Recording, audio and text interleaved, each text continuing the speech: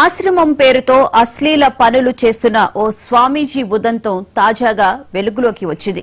కర్ణాటకలో ఆశ్రమాన్ని నిర్వహిస్తున్న మల్లికార్జున ముత్య అనే స్వామీజీ తన ఆశ్రమానికి వచ్చే భక్తుల పట్ల నీచంగా ప్రవర్తిస్తున్నట్లు బయటపడింది.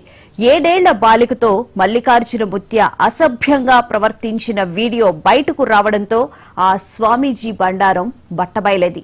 వీడియోలో ఆ స్వామీజీ ప్రవర్తించిన తీరుపై నెటిజన్లు మండిపడుతున్నారు. స్వామీజీ వీడియో సోషల్ మీడియాలో వైరల్ కావడంతో కర్ణాటక బాలల హక్కుల సంఘం రంగంలోకి దిగింది. పోలీసులు మల్లికార్జున ముత్యపై పోక్సో కేసు నమోదు చేశారు. అయితే బాలికతో స్వామీజీ అసభ్యంగా ప్రవర్తించిన వీడియో ఆమె తల్లిదండ్రులు బయటపెట్టినట్లు సమాచారం.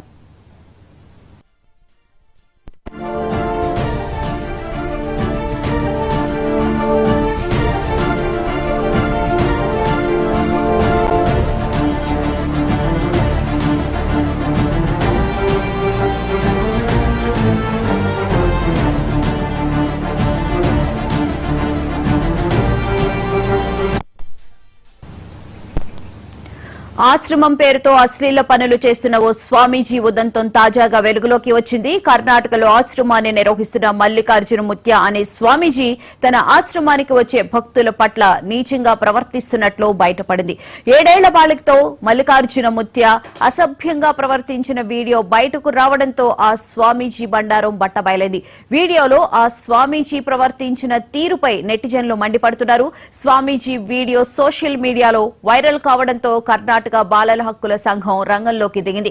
పోలీసులు మల్లికార్జున ముత్యపై పోక్సో కేసు నమోదు చేశారు. అయితే బాలికతో స్వామీజీ అసభ్యంగా ప్రవర్తించిన వీడియో ఆమె తల్లిదండ్రులు బయటపెట్టినట్లు సమాచారం.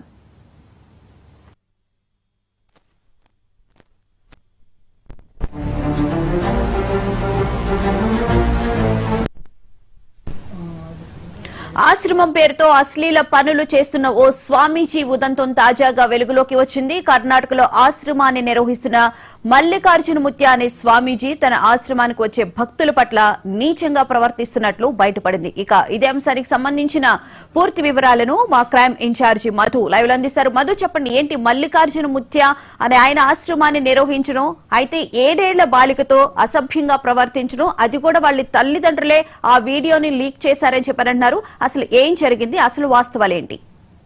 పేరుంది. ఈ మల్లికార్జున ముత్య ఎవరైతే ఉన్నారో ఇతనికి పేరుంది. ఆ కర్ణాటకతో పాటు 2 తెలుగు రాష్ట్రాలలో కూడా ఈ ముత్యకు వచ్చేసి కాస్త పలుకుబడి ఉంది. పేరు కూడా, అంటే ఒక స్వామీజీగా ఆశ్రమం నడుపుతున్నాడు. ఆశ్రమంలో భాగంగానే ఇతని దగ్గరికి భక్తులు వస్తుంటారు అని కూడా కాస్త పేరుంది. సో ఈ నేపథ్యంలోనే కర్ణాటకకు సంబంధించినటువంటి ఈ ముత్య ఎవరైతే ఉన్నారో ఇతను ఒక వీడియోలో అడ్డంగా దొరికిపోయాడు.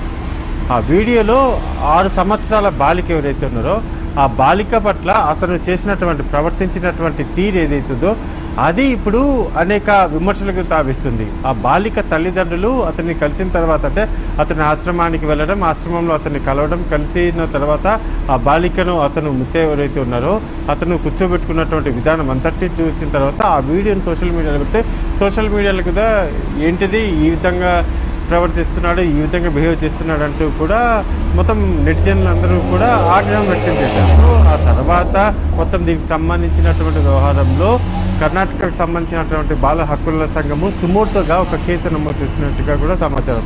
సో కేసు నమోదు చేయడంతో పాటు అతనికి సంబంధించినటువంటి అతను ఎక్కడున్నాడు అనే దానికి సంబంధించి వివరాలన్నీ కూడా ఆరా తీస్తున్నారు. నోటీసులు కూడా సర్వ్ చేయబోతున్నారు. క్లారిటీ రావాలి కదా, అతను ఎవరు, అతను అలా ఎందుకు బిహేవ్ చేశాడు అనేది కూడా ఇంపార్టెంట్.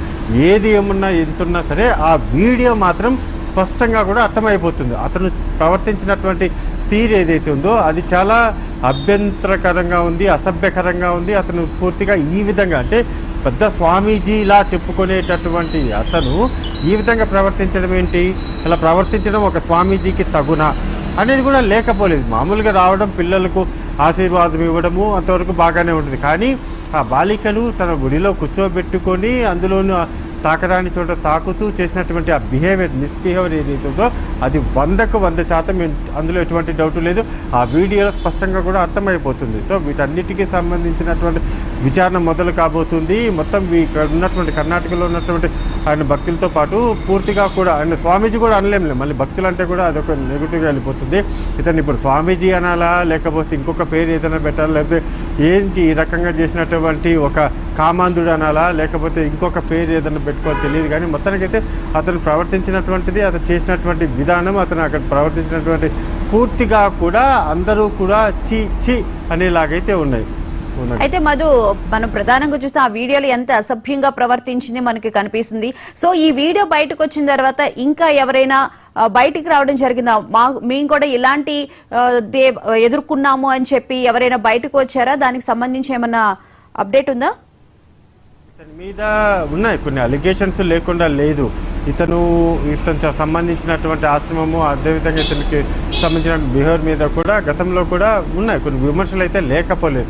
అలాగని ఇతను స్వామీజీగా పేరు పొందినటువంటి పర్సన్ అంటే అది కూడా కాదు, ఏదో ఇంకా ఇప్పుడిప్పుడే డెవలప్ అవుతున్నటువంటి స్వామీజీ అంటారు కదా, ఆ స్థాయిలో ఉన్నటువంటి వ్యక్తి. సో అలా ఉన్నటువంటి ఇతను పూర్తిగా కూడా ఈ రకమైనటువంటి వీడియోలలో దొరికిపోవడం, అంటే అలా దొరికిపోయినటువంటి వీడియోలో దొరకకుండా ఉండేటటువంటి వీడియోలు ఎన్ని, అది కూడా ఇప్పుడు బయటికి రావాలి. సో రైట్ మనం చూసుకుంటే మాత్రం ఈ సుబ్రహ్మణ్యం ఎవరైతే ఉన్నారో దీనికి సంబంధించినటువంటి ఈ మొత్తం ముత్యాకు సంబంధించినటువంటి వ్యవహారంలో మాత్రం కొన్ని అనుమానాలు అయితే లేకపోలేదు. ఇతని ఆశ్రమం లోపల ఏదైనా జరుగుతుందా, ఇతని ఆశ్రమం లోపల ఎటువంటి కార్యకలాపాలు జరుగుతున్నాయి అనేటటువంటి డౌట్లు కూడా లేకపోలేదు. సో వీటన్నిటికీ సంబంధించినటువంటి ఇప్పుడు ఎలాగో కేసు నమోదైంది కాబట్టి ఆ కేసుకు సంబంధించి నోటీసులు ఇస్తారు, వచ్చి వివరణ ఇవ్వాల్సిందే. బాలిక పట్ల, మైనర్ బాలిక ఎవరైతే ఉన్నారో ఆ మైనర్ బాలిక పట్ల ప్రవర్తించాల్సినటువంటి అసలు అతను దగ్గరికి తీసుకోవాల్సినటువంటి అవసరమే లేదు మేము ఏమి చేయలేదు, నేను అలా ప్రవర్తించలేదు అని ఎంత చెప్పినా సరే మరీ దగ్గరికి తీసుకుని అలా కూర్చోబెట్టుకోవడం వెనక ఎందుకు రీజన్? మరి అక్కడికి వచ్చేటటువంటి భక్తులందరినీ కూడా అదేవిధంగా ట్రీట్మెంట్ చేస్తుంటారా? ప్రతి అందరినీ కూడా అలానే తీసుకుంటుంటే కాదు.